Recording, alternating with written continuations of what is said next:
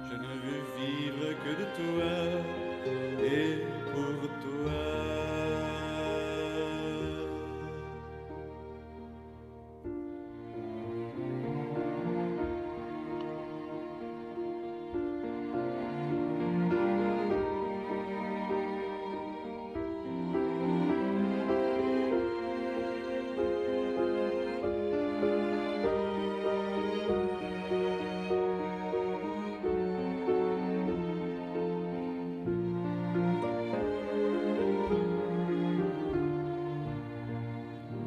Toi qui m'as donné de t'apprendre à même l'espoir et la nuit, je voudrais tant que d'autres aussi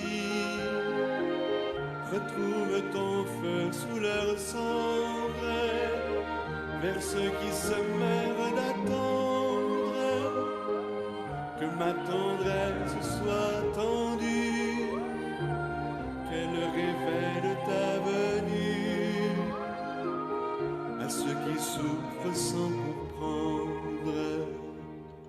Seigneur, que veux-tu que je fasse? Seigneur, que veux-tu que je fasse?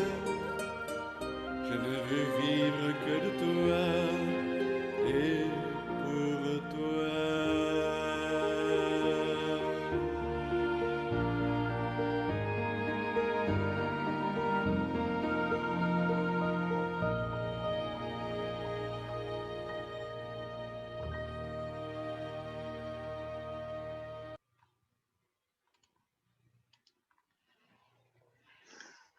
Et voilà, avec Robert Lobel, nous pouvons commencer ou continuer notre retraite.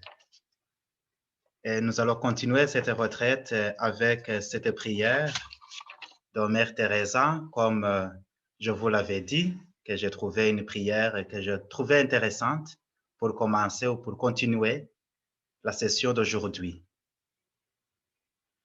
Ça s'intitule ainsi, « Comme le Père m'a aimé, moi aussi je vous ai aimé. Voici que je me tiens à la porte et que je frappe. C'est vrai. Je me tiens à la porte de ton cœur, jour et nuit. Même quand tu ne m'écoutes pas, même quand tu doutes que ce puisse être moi, c'est moi qui suis là. J'attends le moindre petit signe de réponse de ta part, le plus léger murmure d'invitation, tu me permettras d'entrer chez toi.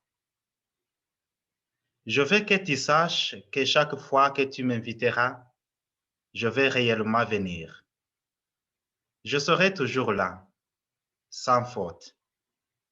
Silencieux et invisible, je viens, mais avec l'infini pouvoir de mon amour.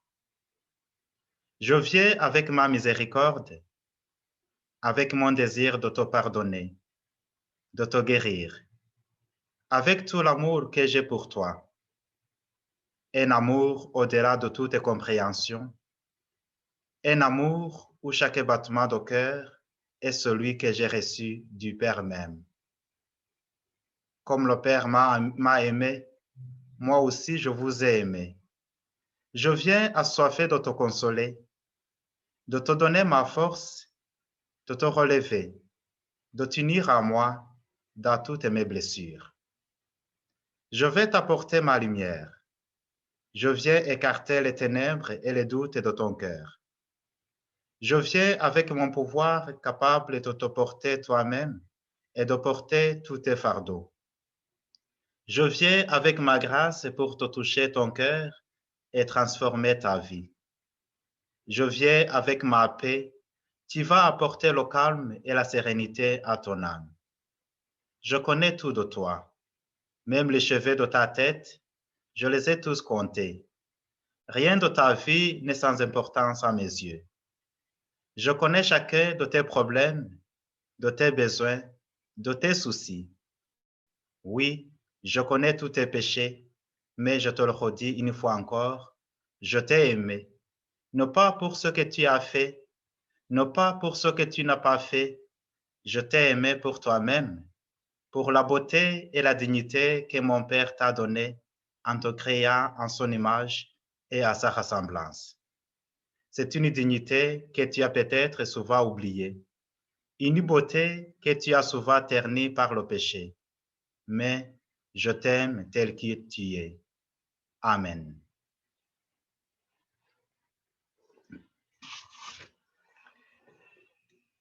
Nous voici lancés maintenant dans notre marche vers Pâques. Oui, nous continuons. Hier, pour le soin de ceux et celles qui n'étaient pas là, hier, nous avions terminé par cette citation de Daniel Marguera, que je trouve que ça résume la présentation d'hier et que je vais encore répéter ce soir. Il disait, la résurrection n'est jamais qu'un regard de foi posé sur les plaies. Il faut nous en souvenir dans le malheur. Pâques n'est pas la promesse des retours à ce qu'était la vie avant que tout chavire. Les anges au sépulcre n'annoncent pas le retour du paradis terrestre. Ce qui arrive au Christ montre qu'une vie brisée, de blessures profondes, peut surgir une vie nouvelle et inattendue. Ceci ne justifie ni ne glorifie quelque souffrance que ce soit. Mais croire que même des blessures inoubliables peuvent se régénérer en vie nouvelle, voilà qui aide à alléger le poids du passé, quand celui-ci semble n'être que pure perte. Fin de citation. Nous avons utilisé le témoignage de l'évangile de Marc pour contempler les blessures de Jésus par lesquelles nous sommes guéris. Pour continuer notre réflexion aujourd'hui, la finale de Marc me paraît particulièrement intéressante pour le thème que nous nous sommes donné pour notre retraite. Tel que l'évangile de Marc a été rédigé, les exégètes nous disent que cet évangile se termine avec le verset 8 du chapitre 16. Et ce verset dit ainsi, « Et elles, les femmes au tombeau, ne dirent rien à personne, car elles avaient peur. » L'évangile de Marc se termine avec un tombeau vide. La version originale de l'évangile de Marc, au fait, il n'y a pas la partie des apparitions. Tout se termine avec le tombeau vide. C'est après qu'on a vu que terminer un évangile de façon aussi abrupte ne fonctionnait pas et qu'on a ajouté les versets 9 à 24 qui parlent des apparitions. Mais si c'est vraiment le cas que cet évangile de Marc se termine avec un tombeau vide, cela soulève la question. Et après, qu'est-il arrivé? À cette question, je trouve que Marc laisse au lecteur ou aux lectrices le souhait de répondre et ce faisant, de s'intégrer lui-même dans la réponse. Et nous qui confessons que par ces blessures, nous sommes guéris, quelle réponse donnerons-nous à ce tombeau vide? Il est possible que vous ayez chacune une réponse personnelle à cette question, et c'est très bien. Mais ce soir, je vais nous proposer, dans le cadre de notre retraite, je nous propose d'essayer de trouver la réponse dans le chemin que font les deux disciples d'Emmaüs. Voilà pourquoi, comme je le disais hier, la partie d'aujourd'hui, je l'ai intitulée « Le chemin de guérison » ou « Le chemin d'Emmaüs ». Comme l'épisode est assez long, je me suis dit, tout le monde le connaît par cœur, à moins qu'il y en a qui ne connaissent pas cet épisode des disciples d'Emmaüs, alors on lirait tout l'épisode. Mais je me suis dit, ce sont de bons chrétiens et chrétiennes qui lisent leur Bible avant de venir à la retraite. Comme aujourd'hui c'était beau, mais demain aussi ça le sera. Donc je me suis dit, hier c'était acceptable qu'ils viennent avant de lire ça, parce que c'était quand même le début du printemps. Mais aujourd'hui, j'ai présumé que vous avez médité là-dessus, sur cet épisode des disciples d'Emmaüs. Donc, je ne vais pas le relire. Mais je vais essayer de commenter cet épisode-là tout au long de la présentation de ce soir. Nos deux disciples d'Emmaüs, ça retourne de Jérusalem à Emmaüs. Et ils sont rejoints en chemin par un inconnu qui, après les avoir enseignés à partir des Écritures la nécessité que le Christ souffre, se fait reconnaître à la fraction du pain. Et immédiatement, cet inconnu disparaît. Et il y a toujours une tentation quand on lit cet épisode-là de se précipiter à la fin du récit où le Christ incognito est reconnu à ses gestes quand il offre le pain. Mais ce soir, je vais résister à cette tentation-là. Je ne vais pas y succomber. Je veux qu'on essaie de mesurer la longueur du chemin qu'il a fallu parcourir avant de reconnaître que c'était le Christ. Tout le long du chemin, je trouve que ces deux disciples ont fait un travail de deuil. Et ce deuil-là nous apprend le chemin de tout deuil qui est indispensable à une véritable guérison de blessures. Et c'est ce chemin-là que je nous propose de parcourir ce soir. Et ce chemin, cette fois-ci, je n'ai pas résisté à la tentation du nombre 3.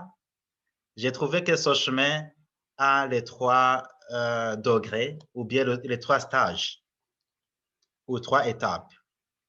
Première étape, je l'ai appelée la reconnaissance et l'acceptation de sa blessure. Oui, je vois que nos deux disciples retournent chez eux déçus. Ils quittent Jérusalem tête basse après avoir vécu avec leur maître et l'avoir suivi pendant ces années, mais soudain, leur maître est crucifié. Ils souffrent le choc de cette mort violente. Et quand ils se parlent entre eux, ils ne se cherchent pas à comprendre ce qui est arrivé. Ils reconnaissent tout simplement leur déception et ils retournent chez eux. Mais bredouille, je dirais. Et cette prise de conscience peut paraître une évidence, du moins dans cet épisode. Pourtant, il est frappant de constater combien certaines personnes ont du mal à reconnaître leurs blessures. Or, on ne peut guérir que si on reconnaît que l'on est malade ou blessé. Et souvenons-nous de la question que Jésus pose à l'aveugle de Jéricho dans Luc au chapitre 18. Jésus pose à cet aveugle, « Que veux-tu que je fasse pour toi ?» Un peu le chant que l'on vient d'écouter de Robert Lebel. « Seigneur, que veux-tu que je fasse ?» Même si cette fois-ci, on pose la question à Jésus. Mais Jésus, dans cet épisode, dans la guérison de l'aveugle de Jéricho, il prend l'initiative, il ne prend pas ça pour acquis en disant que l'aveugle qui est là veut être guéri. Il prend le temps de poser la question, « Que veux-tu que je fasse pour toi ?» Même quand il se mêle à la conversation de nos deux disciples sur le chemin d'Emmaüs, Jésus ne prend pas pour acquis qu'il sait de quoi dont il parle, qu'il sait de quoi dont il souffre. Non, il leur pose la question, de quoi discutez-vous en marchant? Et à cette question, nos deux disciples sont surpris parce qu'ils disent, mais comment est-ce que tu n'es pas au courant dans toute la ville de Jérusalem de ce qui s'est passé?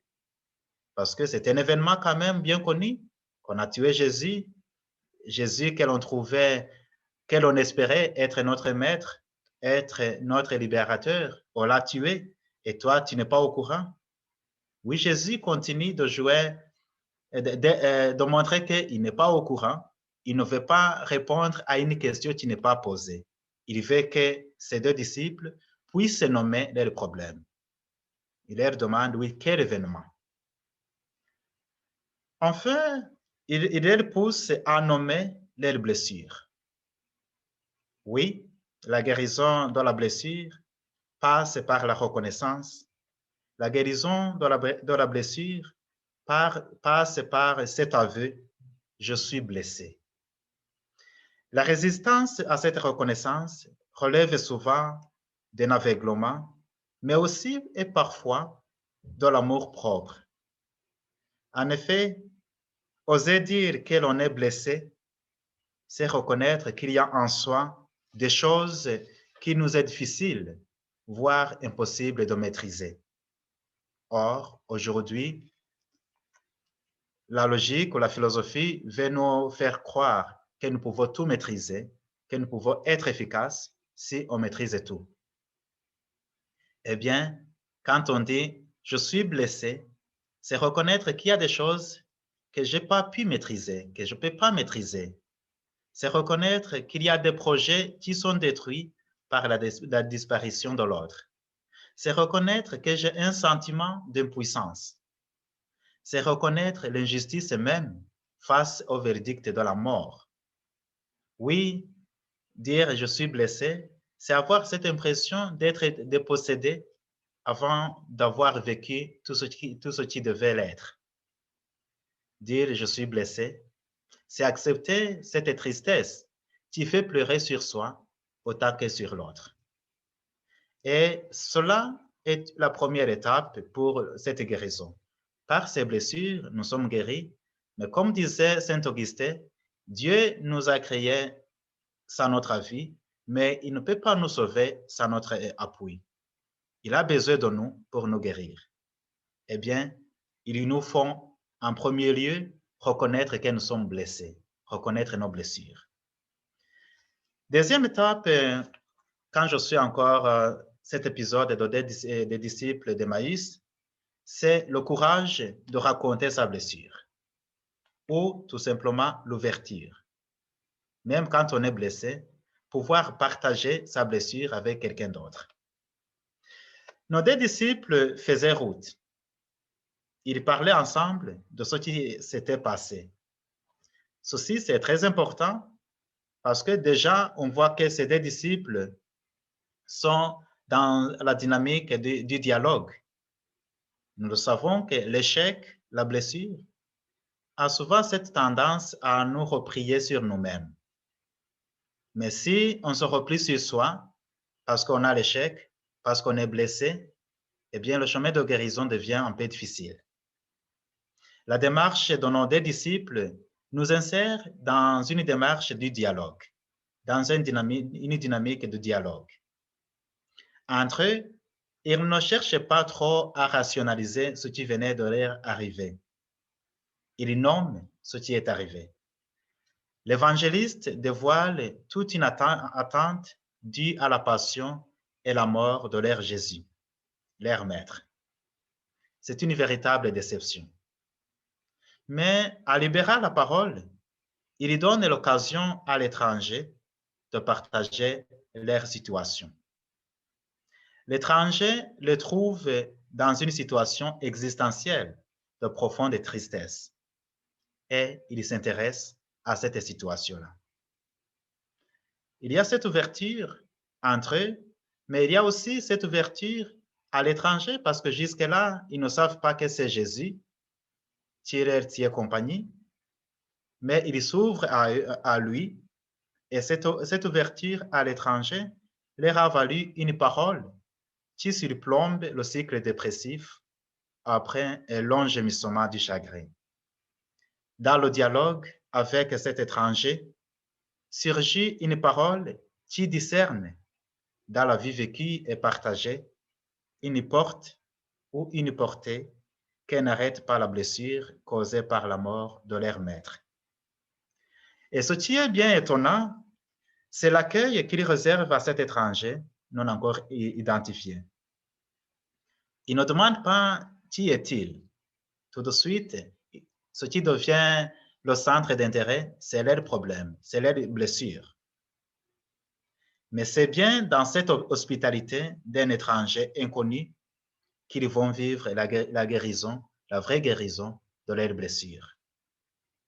Eh bien, dans le chemin de notre guérison aussi, il nous faut être attentifs et attentives pour que le guérisseur ne passe pas à côté sans qu'on le reconnaisse.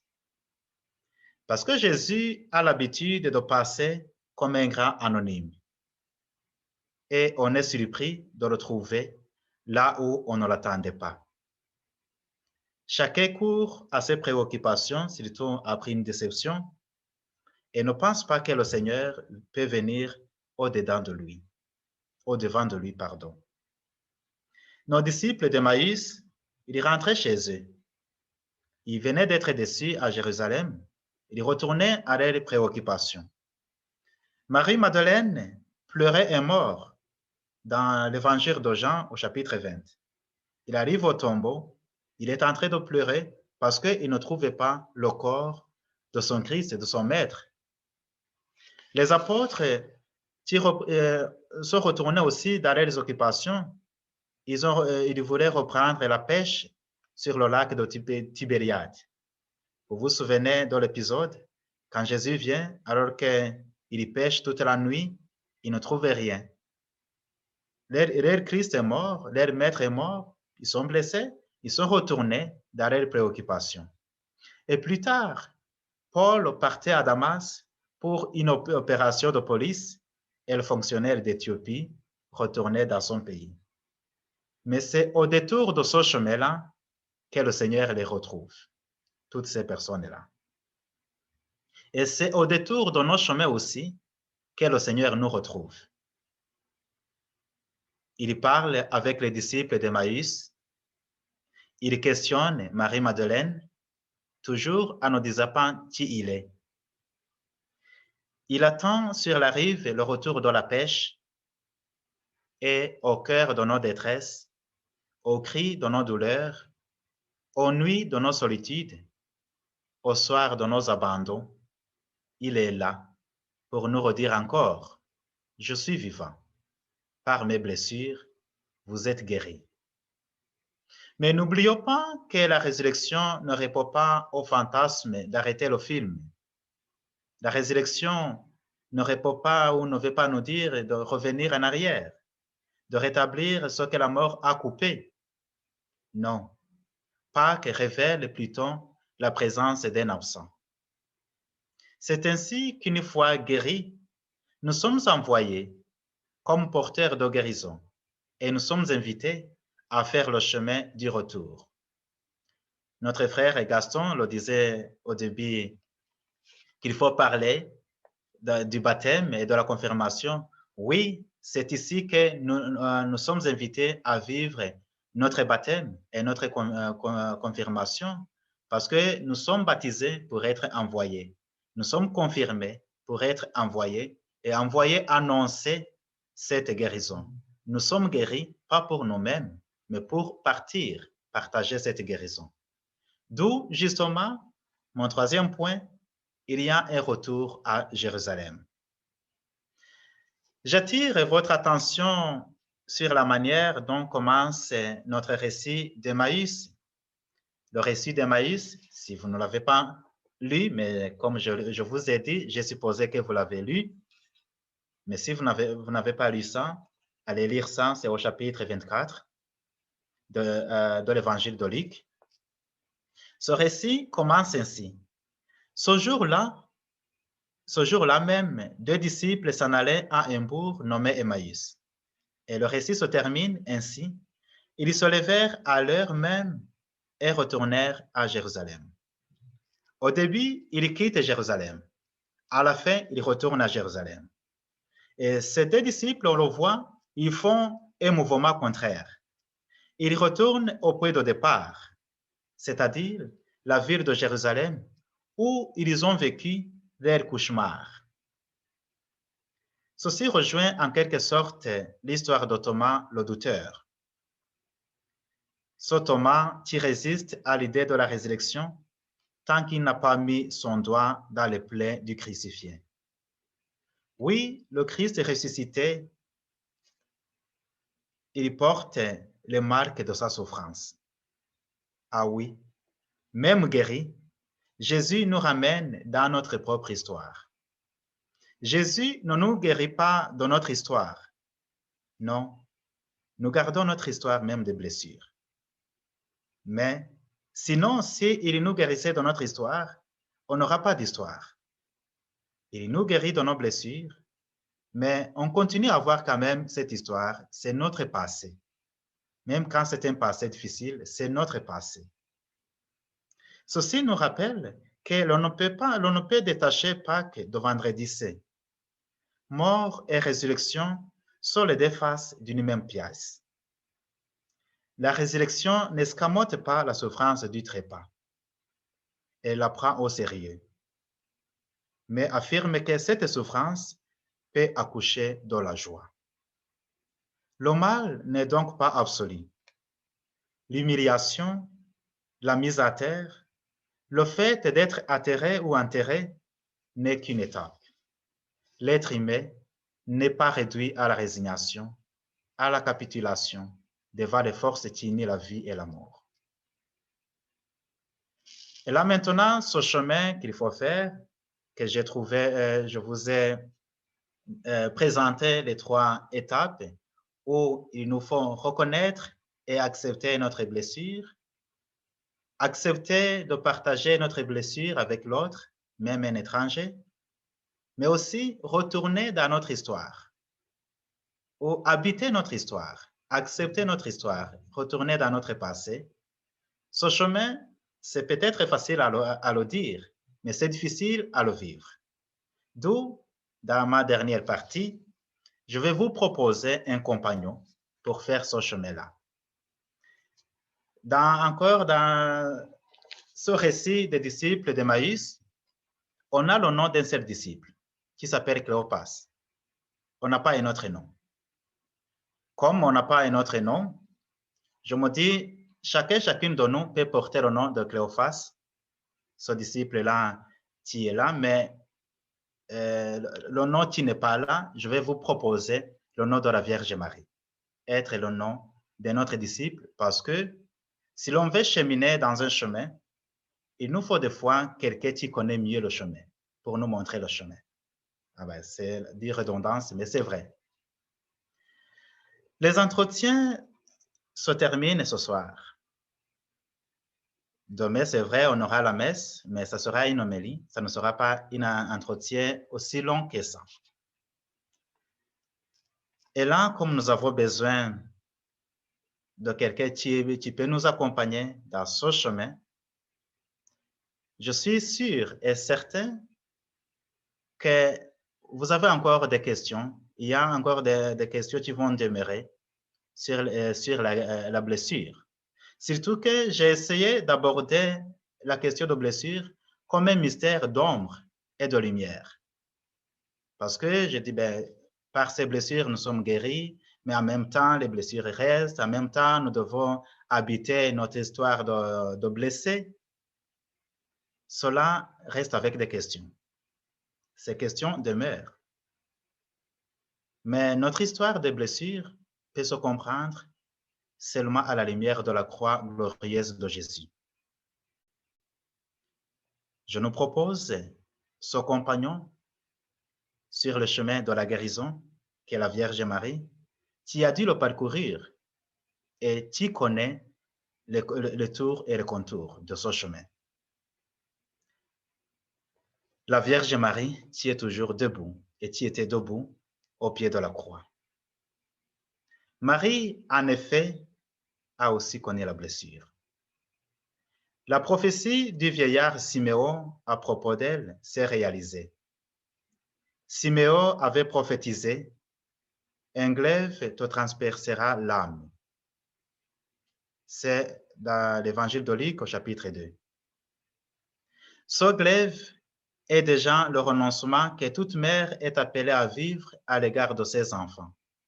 Ce fut la souffrance de Marie avec Joseph à l'occasion de l'épisode du recouvrement de Jésus qui, à 12 ans, était resté à Jérusalem à l'insu de ses parents.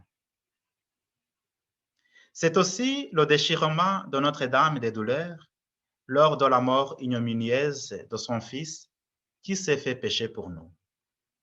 Mais malgré tout, Marie demeure debout au pied de la croix. Après la visite de l'ange, Marie s'est levée.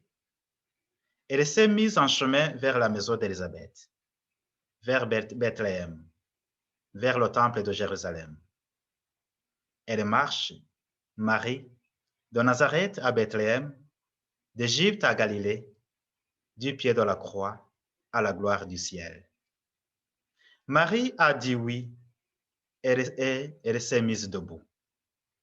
Elle n'a cessé depuis d'avancer. Et elle est là, au pied de la croix, sur laquelle souffre et meurt son fils. Elle est debout. Déjà à Cana, son cœur semait du désarroi des convives qui allaient manquer de vin.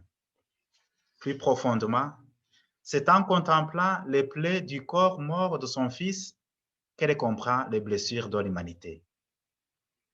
Pour que notre guérison soit complète, il nous faut découvrir aussi notre chemin d'Emmaüs.